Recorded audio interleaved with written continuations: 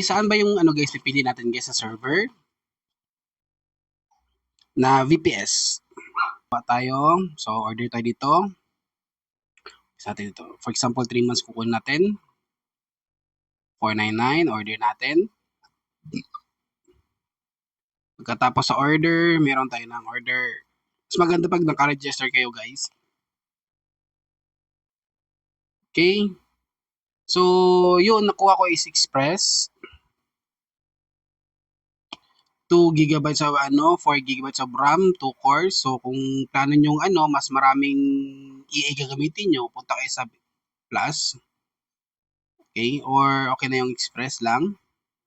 Operating system, Windows 11. Next, server name. So, guys, ang server name, guys, pwede na gamitin yung name nyo, guys. For example, sa akin, gagamitin ko is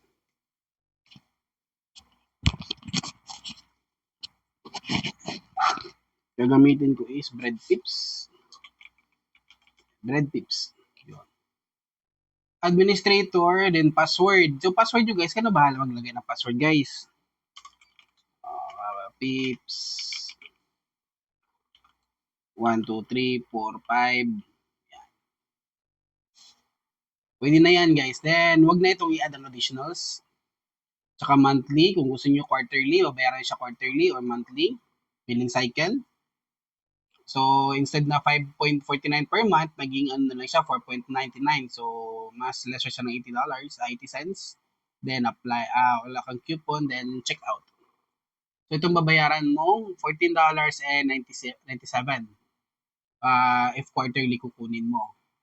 Then, check out ka na. Okay? So, ganun lang guys, then check out. So, ito lang babayaran mo. Then, check out. Tapos sa check out dyan guys, is yun. So, make payments ka na lang. Kung anong payments na babayaran nyo. Bayad kayo ng $14. Kung if this 3 months guys if 3 months kinuha nyo.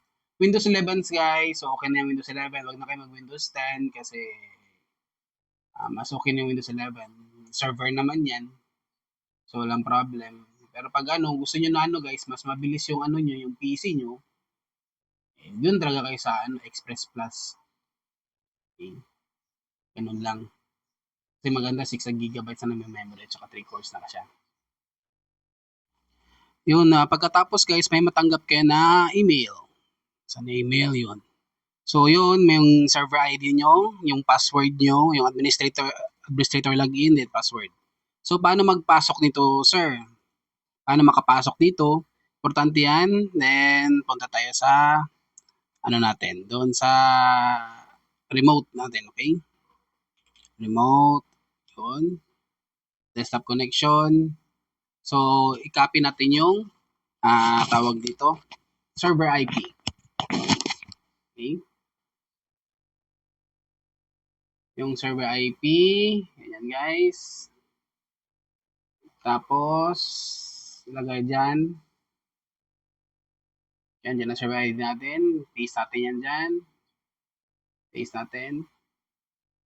Mas maganda guys, i-click nyo to sa baba. Okay, lagay natin yung paste. I-paste natin yan dyan.